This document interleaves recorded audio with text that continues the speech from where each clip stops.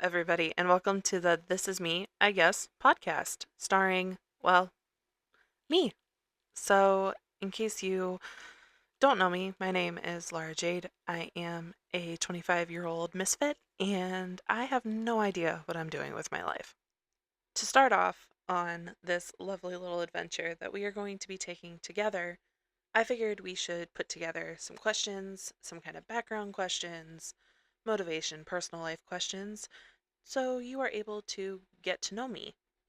As we start this little podcast adventure together, I want you to feel as if you are coming into a fresh environment. I want you to feel like you are coming in here unjudged and with the opportunity to relax for however long I decide to make these podcast videos. Unfortunately, I don't have a set plan. I don't have a set idea of how I want to do this, but I do know your girl loves to talk. With that being said, who knows what we'll come across and who we may have along with us for the ride. I have some amazing friends, some amazing coworkers, and amazing people in my life that I would love to bring on here and discuss anything from life situations to books to movies to music and anything in between. But for now, let's get started with just some fun questions so you get to know me a little better. So, I want to go ahead and dive into these get to know you questions. They are random. I pulled them up on Google. So, we're going to start with where did you grow up and how did it shape your interests? Oh, I just totally breathed into the mic there. I'm so sorry.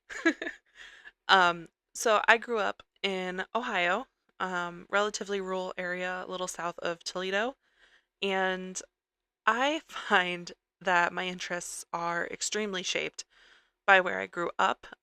It's a very rural area. I do live obviously in a town. It's not like some village on the outskirts of town, but it's not like Columbus or Cleveland. It is its own little little neighborhood. And I don't want to say everybody knows everybody because every time I go to the grocery store, I guarantee you I see new people, but it is definitely a small town. And um, I didn't get to really branch out and do a lot because all the things that like kids would do, such as like going bowling, our bowling alley shut down when I was in high school, or maybe not even out of middle school yet. I think I had gone to the bowling alley a few times growing up, and I enjoyed bowling. I was actually good at it, fun fact. But so I had to do a lot of things that were solitary. So I found myself reading, I found myself writing and watching TV, and kind of trying to adapt my personality around the things that I was most familiar and most comfortable with. So that was reading and writing mainly for myself. So that makes a perfect little segue into another question, which is what is your favorite book or movie and why? I tell people all the time that my favorite book is Jane Eyre um, by the Bronte sisters. I believe it's Charlotte. And I fell in love with that book because I originally got an illustrated classics version of the book when I was maybe in third or fourth grade. And I didn't read it until I was in fifth grade. And I remember how old I was because I got in trouble quite a bit as a child. And I would get sent to my room. I was a little mouthy. But when I was in my room, I would read. And that was the one book I remember picking up. It was a Sunday. And I read it cover to cover at least 5 different times. I enjoyed the story. It gave me a lot of um, Beauty and the Beast vibes, and that was my favorite Disney movie growing up. Belle was my favorite princess. So I definitely had a, a huge liking for that book. And obviously, my grandma gave it to me. So I had that huge emotional connection between that book and my grandma and my love for English, which, we can get into another time. Um, but that's my favorite book. And my favorite movie, that's a very tough question, surprisingly, but I think it's because there are so many great actors and movies out there. but I'm gonna go with one that I've loved for as long as I can remember, and that would be The Mask with Jim Carrey and Cameron Diaz. I grew up watching a lot of Jim Carrey movies, and I think he was like my first like hardcore like celebrity crush that I didn't realize was a crush because I was so young, like I didn't really like realize it, but it was so funny the other day I was talking to my mom and I made a comment and I was like, "Yeah, I think Jim Carrey was like one of my first celebrity crushes." And my mom goes, yeah, we watched like every Jim Carrey movie a million times."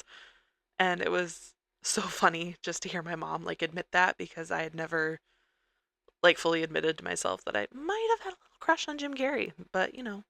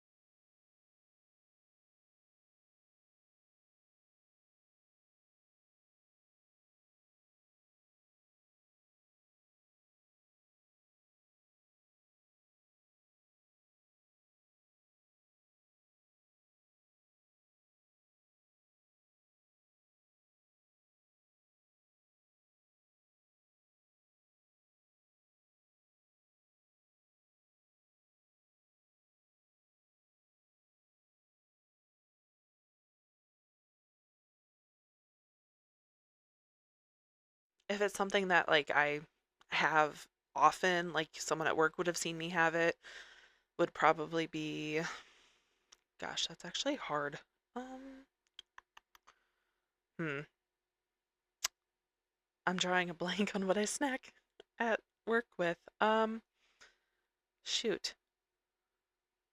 It figures when you go to answer questions, you like completely black out. Um, I'm gonna go with, I can't remember the brand. I think it's the cow. It's the cow with the little circle cheeses. You guys are gonna know what I'm talking about. I think it starts with a B. But I had those for lunch for a while, or not for lunch, but with my lunch, and I ate the crap out of those. Those were really good. Yeah, I can't believe I'm drawing such a big blank on food. Like that's my lifestyle. But I can tell you my favorite drink right away, and that is lemonade. Anything lemon flavored is like a thing for me, or any kind of vanilla coffee you will catch me having.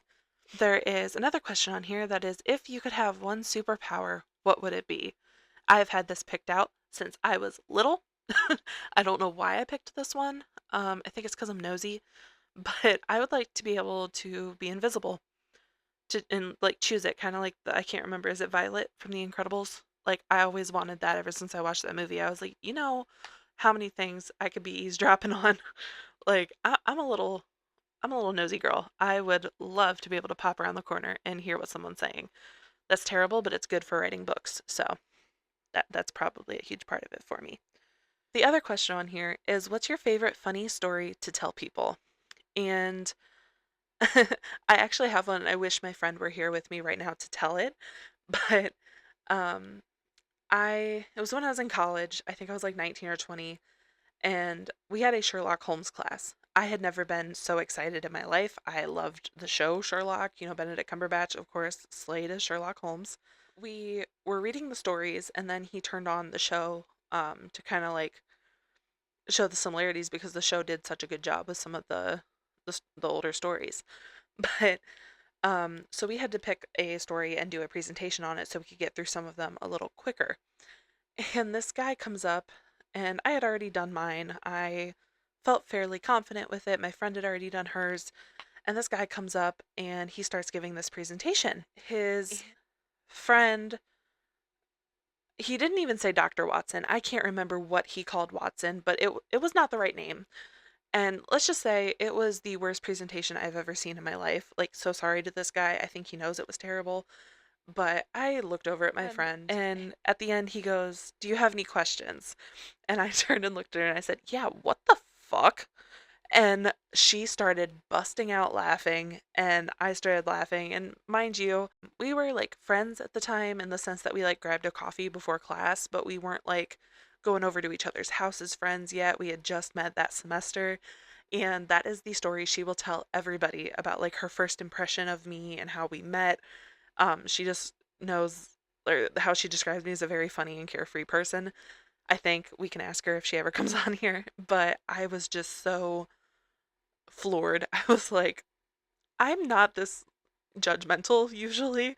But it was a really bad presentation and she agreed with me and it was hilarious. And I love telling that story. And that's how our friendship began. So you can see how fun it can be sometimes hanging out with me, I guess. And I'm gonna go ahead and kind of do a few more questions here, but I want to round out this podcast on a fun note. One of these questions on here that came up is, who is the one person that you admire the most? And I'm going to sound super cliche and silly, but it's a genuine answer. And I have to say, my mom. She has done so much for me throughout the years. She's actually the reason I'm even able to record this podcast. She was like, "What do you want to do?" And like, always saying, "What's next? What is something you want to do? What can I do to help you succeed?" And she had noticed when we went to a romance convention that a lot of people said they had been on podcasts or were starting podcasts or anything along that line. And she was like, "Well, do we need to start a podcast?" And I was very, no, like we don't have to do that. Um, but she still got me this really cool set anyhow. And here I am recording things. So, 10 points to mom. um, but she's always been this hardworking, strong person. And in the moments where I have felt at my absolute lowest, I know I can always go to her. We butt heads sometimes, we disagree sometimes, we argue most times, but I know at the end of the day, she loves me and she's looking out for me in a way that I can't see right now, but I will see in 10 years. I always tell myself that. I'm like, you're going to disagree right now, but in 10 years, you're going to be like, she was right because she's always been right. There are very few times where my mom has been wrong. And I'm slowly starting to listen in my eyes. I'm at least trying to. And it's hard to admire somebody so much and also want to be your own person. And admiring someone who is your mom and knowing that you're her blood, right? And we are the same person practically. So, mom, I love you. I know you're going to listen to this. And I appreciate everything that you've done for me. Another fun question on here is, are you a night owl or an early bird? And I love these questions because I would tell you in high school, I would have had a dead answer for this. But now that I work an earlier, like a 7 to, what, no, I work 8 to 5, but I have to get up early because I have a little bit of a commute. But I enjoy waking up early because you get more done throughout the day. However, I am not a night owl, but I prefer to sleep in. So I'm just lazy. That's that's what I decided to just go with for right now. But I don't want to say lazy because I'm a productive level of lazy. I just require 10 plus hours of sleep. And I have not quite figured out why that is. And I wish I could because I love to wake up early. So I'm going to say early bird to that question. But I love to wake up early. I love to make breakfast. I love to meal prep. I love to do all of these things. I just never have the actual energy to do any of them. And it is so frustrating because I'm actually a really good cook. I will brag about that. I just need a recipe, but I'm very good at fulfilling the recipe. So, um, that was something that I can definitely try to give you an answer, but I feel as though it's not like I want to be a night owl deep in my bones, but I can't because, I like to sleep, unfortunately. So there is another question on here, and I think this is a good one to kind of end the first episode with. And it is, what is one of your favorite memories? And I have this one. I actually tell my mom about it a lot, and I think it's a really good example. But my mom and I went to Chicago about 3 years or so ago. It was for the comeback tour that Big Time Rush did, or their two comeback shows. They did one in Chicago, and then they did the other in New York. Of course, I had always wanted to go to New York, so my goal was to try to somehow work my way to getting tickets to the one in New York, but I knew it was more feasible to go to Chicago, so I bought two tickets to the concert like a crazy person and ended up buying accidentally four tickets, VIP passes, I mean. I bought four VIP passes. I was so upset because what had happened was there was a countdown, telling you, oh, you need to order it now. They're about out. Oh, tickets are going, tickets are going. And I hit it twice and ended up buying four VIP tickets. Um, and it was $1,000. And my heart, like, pummeled because, mind you, I was living by myself in my apartment and I didn't know what to do. Um, I had emailed them and tried to be like, can I please like sell these two back to you or can we do something here? They didn't answer, so eventually I got online and was like asking people. I'm like, "Hey, I have two VIP tickets. Like you'll obviously have to get your own ticket to the show, all this crap." And I found somebody and then they backed out right before the concert and I was like, "You know what? I'm going to keep them and maybe they'll let me get extra pictures. I don't know." Well, fun story with that is I didn't really get more time with them, and I did get two pictures, but it wasn't for like I wished it would have been. I was too nervous to say anything, and I was already embarrassed enough that I had messed that up. So Big Time Rush, if you don't mind, if you ever listen to this, totally would like two more pictures with you guys. Sorry about that, got derailed. I do that very often. You will learn that about me. It's very, very overactive in my mind here, but anyways, the reason that trip was my best memory is it was the first vacation, sort of, where my mom and I went out of state together. It was on a whim. We took the Amtrak to Chicago, so we didn't have our car. It was a very, like, to me, it was a New York experience. And it was like a mini New York to prepare me for someday, hopefully, going to New York. And I loved it. We walked from the train station to our hotel and we walked to dinner, which was right by the hotel. We went to, I believe it's called Petorino's.